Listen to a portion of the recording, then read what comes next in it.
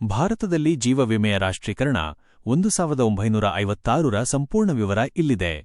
ಈ ರಾಷ್ಟ್ರೀಕರಣವು ಸ್ವತಂತ್ರ ಭಾರತದ ಇತಿಹಾಸದಲ್ಲಿ ಒಂದು ಪ್ರಮುಖ ಆರ್ಥಿಕ ನಿರ್ಧಾರವಾಗಿದ್ದು, ದೇಶದ ಆರ್ಥಿಕ ಮತ್ತು ಸಾಮಾಜಿಕ ಗುರಿಗಳನ್ನು ಸಾಧಿಸುವಲ್ಲಿ ಮಹತ್ವದ ಹೆಜ್ಜೆಯಾಗಿದೆ. 1. ರಾಷ್ಟ್ರೀಕರಣದ ಹಿನ್ನೆಲೆ. Background of nationalisation. ವೃತ್ತಿಪರ ಅಕ್ರಮಗಳು ಅನ್ಫೇರ್ ಪ್ರಾಕ್ಟೀಸಸ್. ರಾಷ್ಟ್ರೀಕರಣಕ್ಕೆ ಮುನ್ನ ಇದ್ದ ಖಾಸಗಿ ವಿಮಾ ಕಂಪನಿಗಳಲ್ಲಿ ಅನ್ಯಾಯದ ವ್ಯಾಪಾರ ಪದ್ಧತಿಗಳು ಮತ್ತು ಹಣಕಾಸಿನ ದುರುಪಯೋಗದಂತಹ ದೂರುಗಳಿದ್ದವು. ಕೆಲವರು ಪಾಲಿಸಿದಾರರ ಹಿತಾಸಕ್ತಿಗಳನ್ನು ಕಡೆಗಣಿಸಿದ್ದರು. ಪಾಲಿಸಿದಾರರ ರಕ್ಷಣೆ, ಪಾಲಿಸಿ ಹೋಲ್ಡರ್ ಪ್ರೊಟೆಕ್ಷನ್, ಪಾಲಿಸಿದಾರರ ಹಣಕಾಸಿನ ಹಿತಾಸಕ್ತಿಗಳನ್ನು ರಕ್ಷಿಸಲು ಮತ್ತು ವಿಮಾ ಉದ್ಯಮದಲ್ಲಿ ಸಾರ್ವಜನಿಕ ವಿಶ್ವಾಸವನ್ನು ಪುನಃ ಸ್ಥಾಪಿಸಲು ಸರ್ಕಾರ ನಿರ್ಧರಿಸಿತು. ಸಾಮಾಜಿಕ ಗುರಿ ಮತ್ತು ವ್ಯಾಪ್ತಿ. Social objective and coverage. ವಿಮಾ ಸೇವೆಯನ್ನು ಕೇವಲ ನಗರ ಪ್ರದೇಶಗಳಿಗೆ ಸೀಮಿತಗೊಳಿಸದೆ ಗ್ರಾಮೀಣ ಪ್ರದೇಶಗಳು ಮತ್ತು ನಿರ್ಲಕ್ಷಿತ ವರ್ಗಗಳಿಗೂ ವಿಸ್ತರಿಸುವ ಸಾಮಾಜಿಕ ಉದ್ದೇಶವಿತ್ತು. ಇದು ವಿಮೆಯನ್ನು ಎಲ್ಲರಿಗೂ ತಲುಪಿಸಿ ದೇಶದ ಸಂಪನ್ಮೂಲಗಳನ್ನು ಉತ್ತಮ ರೀತಿಯಲ್ಲಿ ಬಳಸಲು ಸಹಕಾರಿಯಾಗುತ್ತದೆ ಎಂಬ ಆಶಯವಿತ್ತು. ಸಮಾಜವಾದಿ ಸಮಾಜದ ಕಡೆಗೆ ಹೆಜ್ಜೆ. Step towards A socialist society. ಅಂದಿನ ಪ್ರಧಾನಮಂತ್ರಿ ಜವಾಹರಲಾಲ್ ನೆಹರು ಅವರ ಸಮಾಜವಾದಿ ನೀತಿಗಳ ಭಾಗವಾಗಿ ರಾಷ್ಟ್ರೀಕರಣವನ್ನು ಸಮಾಜವಾದಿ ಸಮಾಜದ ಕಡೆಗಿನ ಪ್ರಮುಖ ಹೆಜ್ಜೆ ಎಂದು ಪರಿಗಣಿಸಲಾಯಿತು. 2. ರಾಷ್ಟ್ರೀಕರಣದ ಪ್ರಕ್ರಿಯೆ.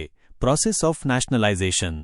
ಜೀವ ವಿಮಾ ಉದ್ಯಮದ ರಾಷ್ಟ್ರೀಕರಣವು 2 ಹಂತಗಳಲ್ಲಿ ನಡೆಯಿತು. ಸುಗ್ರೀವಾಜ್ಞೆ ಆರ್ಡಿನೆನ್ಸ್.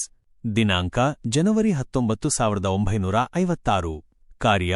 ಈ ಸುಗ್ರೀವಾಜ್ಞೆಯ ಮೂಲಕ ಭಾರತ ಸರ್ಕಾರವು ದೇಶದಲ್ಲಿ ಕಾರ್ಯನಿರ್ವಹಿಸುತ್ತಿದ್ದ ಎಲ್ಲಾ ಖಾಸಗಿ ಜೀವ ವಿಮಾ ಕಂಪನಿಗಳ ನಿರ್ವಹಣೆಯನ್ನು ಮ್ಯಾನೇಜ್ಮೆಂಟ್ ತಕ್ಷಣವೇ ತನ್ನ ಸುಪರ್ದಿಗೆ ತೆಗೆದುಕೊಂಡಿತು.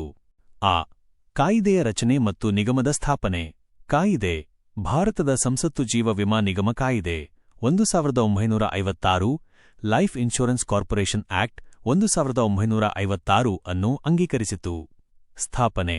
ಈ ಕಾಯಿದೆಯ ಅಡಿಯಲ್ಲಿ ಸೆಪ್ಟೆಂಬರ್ 1956ರಂದು ಭಾರತೀಯ ಜೀವ ವಿಮಾ ನಿಗಮ, life insurance corporation of India LIC ಅನ್ನು ಸ್ಥಾಪಿಸಲಾಯಿತು. ವಿಲೀನ. ರಾಷ್ಟ್ರೀಕರಣದ ಸಮಯದಲ್ಲಿ ಕಾರ್ಯನಿರ್ವಹಿಸುತ್ತಿದ್ದ 154 ಭಾರತೀಯ ಕಂಪನಿಗಳು, 16 ವಿದೇಶಿ ಕಂಪನಿಗಳು ಮತ್ತು 75 ಪ್ರಾವಿಡೆಂಟ್ ಸೊಸೈಟಿಗಳು ಸೇರಿದಂತೆ ಒಟ್ಟು 245 ವಿಮಾ ಘಟಕಗಳನ್ನು LICಯಲ್ಲಿ ವಿಲೀನಗೊಳಿಸಲಾಯಿತು. LIC ಆರಂಭದಲ್ಲಿ ಭಾರತ ಸರ್ಕಾರದಿಂದ 5 ಕೋಟಿ ರೂಪಾಯಿ ಬಂಡವಾಳವನ್ನು ಪಡೆಯಿತು. 3. ರಾಷ್ಟ್ರೀಕರಣದ ಮುಖ್ಯ ಉದ್ದೇಶಗಳು ಮತ್ತು ಫಲಿತಾಂಶಗಳು. ಉದ್ದೇಶ. ಆಬ್ಜೆಕ್ಟಿವ್. ವಿವರಣೆ. ಡಿಸ್ಕ್ರಿಪ್ಷನ್. ವಿಮೆಯ ವ್ಯಾಪಕ ಪ್ರಸಾರ.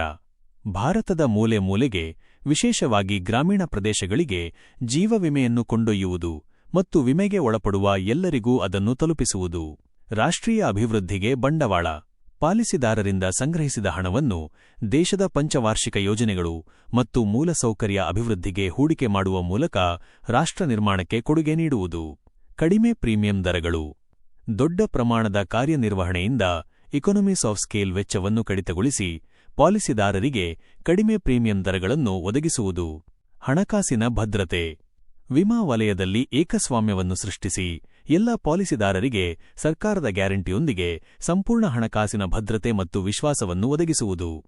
ಸಂಕ್ಷಿಪ್ತವಾಗಿ, 1956ರ ಜೀವ ವಿಮೆಯ ರಾಷ್ಟ್ರೀಕರಣವು ಭಾರತೀಯ ವಿಮಾ ಉದ್ಯಮಕ್ಕೆ ಒಂದು ಹೊಸ ದಿಕ್ಕನ್ನು ನೀಡಿತು. ಖಾಸಗಿ ಹಿತಾಸಕ್ತಿಗಳಿಂದ ವಿಮೆಯನ್ನು ಸಾರ್ವಜನಿಕ ಸೇವಾ ಸಂಸ್ಥೆಯಾಗಿ ಪರಿವರ್ತಿಸಿತು. LIC ದಶಕಗಳ ಕಾಲ ಭಾರತದಲ್ಲಿ ಜೀವ ವಿಮೆಯ ಏಕೈಕ ಮತ್ತು ವಿಶ್ವಾಸಾರ್ಹ ಪ್ರಮುಖ ಸಂಸ್ಥೆಯಾಗಿ ಕಾರ್ಯನಿರ್ವಹಿಸಿತು. ನಂತರ 1990ರ ದಶಕದ ಕೊನೆಯಲ್ಲಿ ಮತ್ತು 2000ರ ದಶಕದ ಆರಂಭದಲ್ಲಿ ಖಾಸಗಿ ವಲಯಕ್ಕೆ ಮರುತೆರೆಯಲಾಯಿತು.